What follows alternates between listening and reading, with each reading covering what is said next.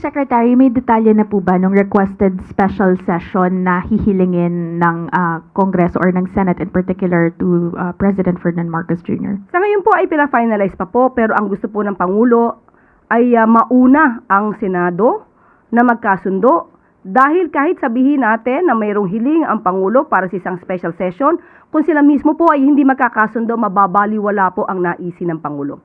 Dapat ayusin po nila ang Senado para ito naman ay para sa taong bayan, hindi pang sarili. So unahin muna nilang maayos ang kanilang mga sigalot at ang kanilang mga issue sa Senado. Meaning, Undersecretary, kung mananatili po yung power gridlock in the Senate, hindi po magkakaroon ng special session? Katulad ng sinabi natin, kahit humiling ang Pangulo ng special session, kahit sa kanya manggaling ang special session, kung wala pong mangyayari dahil hindi po nagkakasundo ang mga senador sa Senado, mababaliwala po yan. Dapat unahin ng mga senador natin ngayon ang taong bayan, hindi ang sariling interes o ambisyon. Undersecretary, on a different matter, yesterday the Malacanang scorned the Davao City leadership for the dumping of garbage sa harap po ng DENR office. Will there be administrative sanctions or other disciplinary actions against Davao City Mayor Sebastian Duterte? Nakausap po mismo natin si Secretary John Vic Remulla ngayong araw dahil kasama po siya sa meeting kanina. Magkakaroon po ng malalimang pag-iimbestiga rito. Ano po yung possible penalties or disciplinary measures na maaring kaharapin ng isang local chief executive for violating the Solid Waste Management Act or other relevant laws? Nabanggit po ni Secretary John Vic, maaari pong mapag-usapan at matignan kung may negligence at kung mayroong paglabag sa environmental laws. So, pero ayaw natin pangunahan kung ano magiging action po dito ni Secretary John Vic Remulla, pero sinigurado po niya na magpapaimbestiga po siya. Last on my end, ma'am, sa not only case Mayor Duterte, kapag po ba may ganitong klaseng cases kahit sa ibang lugar, ano po yung penalty? Suspension po ba?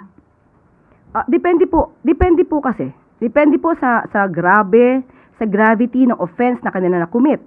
So, sa lahat na po ng mga leader, no, sa LGUs, tandaan po natin, kayo po ay para sa taong bayan, hindi pansarili, hindi po dapat katamaran o pangsarili ang iniisip. Isipin niyo po ang inyong constituents.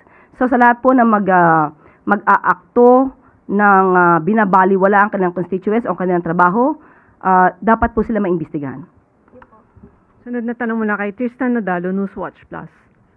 Hi, Yusek. Good afternoon po. In connection with the question sa special session po, with two senators claiming legitimacy in the Senate leadership issue, is Malacanang concerned that the country is approaching a constitutional crisis? I'm asking that because, yun po, no, kung magkaroon ng special session, sino po yung susundin ng palasyo? Si Gatchalian or si Cayetano, kung parehas po sila mag-i-insist? Kung sa impeachment trial naman po, both sides are claiming sila rin ang magpe-preside sa impeachment trial. So, paano po yung ganitong estado? Sa mata po ng Malacanang, sa mata po ng ehekutibo, wala po tayo matatawag na constitutional crisis. Maliwanag po ang sinabi.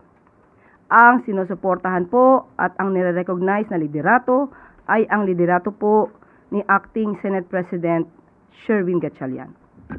But if may attempt po na, let's say, harangin, yung pwede po bang mangyari yun, ma'am? Because magmamatigas sila na sa kanila dapat i-course through tong special session, for example. Kaya nga po dyan magkakaroon ng problema. Hindi sa parte ng ehekutibo, kundi sa parte ng Senado. So, hindi po sila dapat nagkakaroon ng anumang gulo dyan. Kung sino po yung ni-recognize, dapat matanggap na po ng kabilang panig. Last question na lang po, ma'am. Yesterday, na-point out po yung inconsistencies sa testimonies ng 18 former bodyguards of former Congressman Zaldico. Isa po doon yung pagkawala ng pangalan ni Senator Loren Legarda doon sa listahan dahil daw po nagkamali. And even before yung previous hearing, na-point out yung mga dates and yung kay Congressman De Lima na hindi pa po siya kongresista. Sa ganito pong klaseng mga nakikitang inconsistencies, how does Malacanang characterize ito pong revelation ng 18 former bodyguards? Basura. Total, sabi naman nila, sila ay naghahakot ng basura.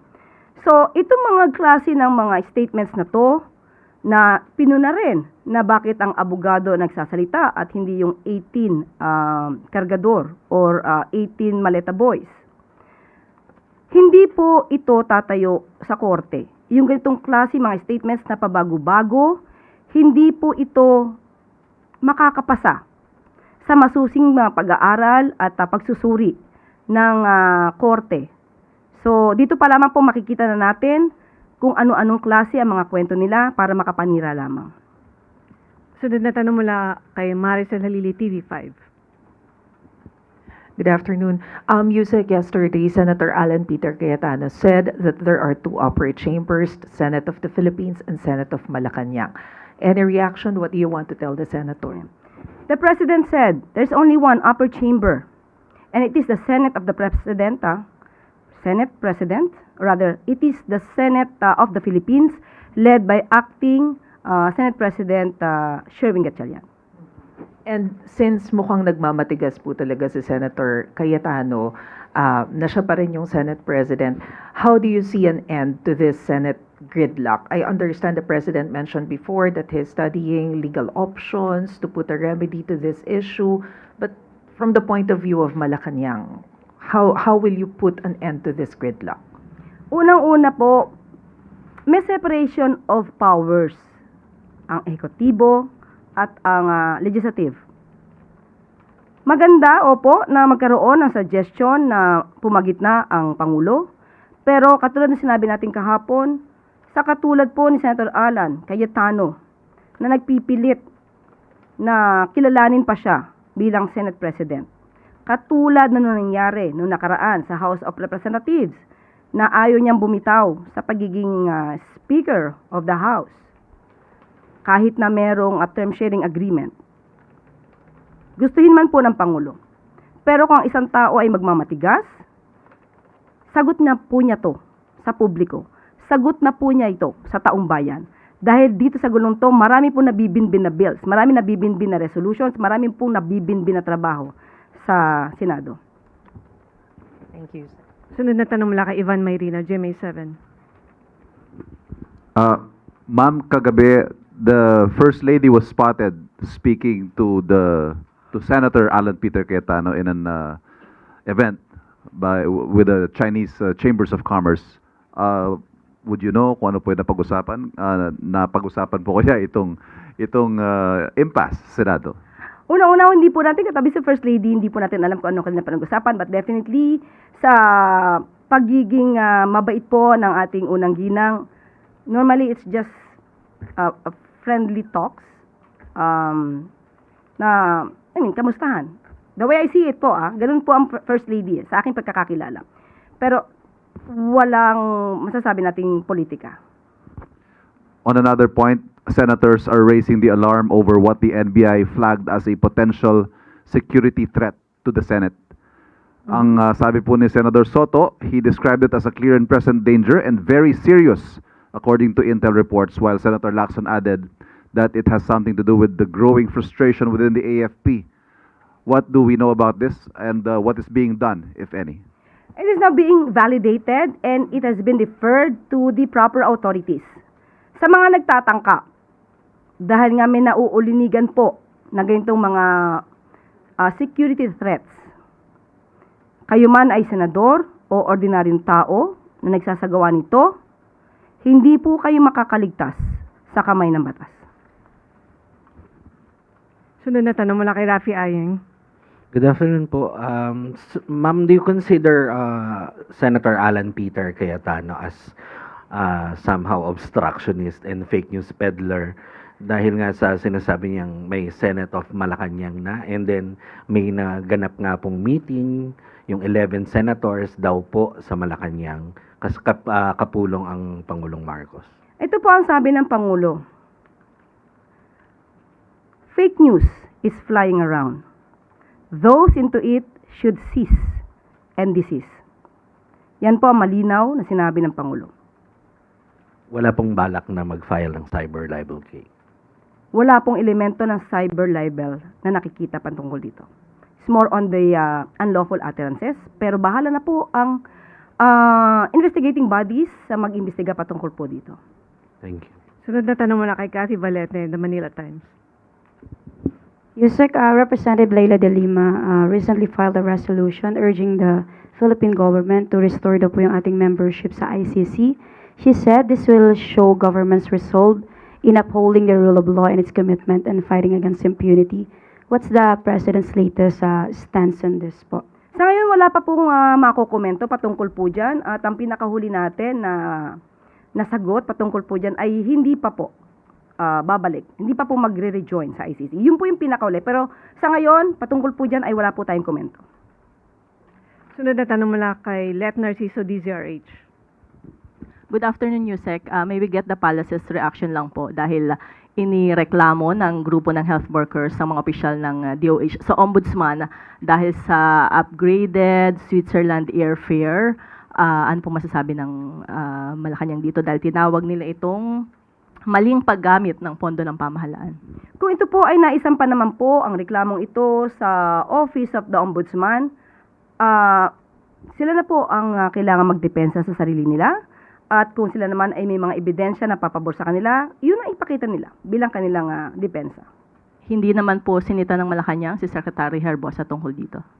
Sa ngayon po ay hindi po pa maninita ang Pangulo dahil wala naman pong nakikitang anuma pong ebidensya. Siguro ko po kapag ka po nagkaroon na ng resolution ang Office of the Ombudsman, then that's it. Masasagawa na po ng action ng Pangulo. Po, on a related matter lang, Yusek, kinwestiyon rin po at pinaimbestigahan ng ilang mambabatas yung pangako daw na $10 million na donasyon ng Pilipinas sa WHO. May basbas po ba ito ni Presidente? Ipagpaumanhin nyo sa ngayon, wala po tayong detalye patungkol dyan. Sunod na tanong mula kay Mads Moratillo, Net25. Hi, ma'am. Ma'am, follow up lang yung sa Lindol. Sa meeting kanina, na-establish po ba kung gaano kalawak yung pinsala nung 7.8 sa Mindanao? Opo, nasabi po kanina pero wala po sa akin ngayon papel, ang pinakadetalye at ang numero. Mamaya ibibigay ko po sa inyo. Ma'am, also Marami pong nireport kanina po. Yes, ma'am. Also sa hospitals, lahat po ba operational? Meron po bang na-damage na hindi makapag-function po? Meron pong mga ospital na yung iba ay ayaw pang tuluyan ng mga pasyente dahil iba yung mga cracks. Kaya po pinapacheck, pinapamadali po ito ng DOH at sa mga engineers po natin, structural engineers, para makita po kung yung lawak ng danyos ay safe pa ba na tuluyan o hindi. So pinamamadali po ito agad ng Pangulo. Thank you, ma'am. Sunod na tanong mula kay Erica Sinaking, Business World.